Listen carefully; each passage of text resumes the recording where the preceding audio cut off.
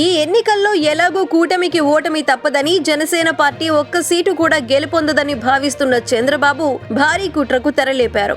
రాజేష్ మహాసేన ద్వారా జనసేన పార్టీకి వ్యతిరేకంగా ప్రచారం చేయించి తీరా ఎన్నికల్లో కూటమి ఓడిపోయాక అందుకు కారణం పవన్ జనసేననే అని ప్రజలకు తెలియచెప్పడం చంద్రబాబు ఉద్దేశంగా తెలుస్తోంది.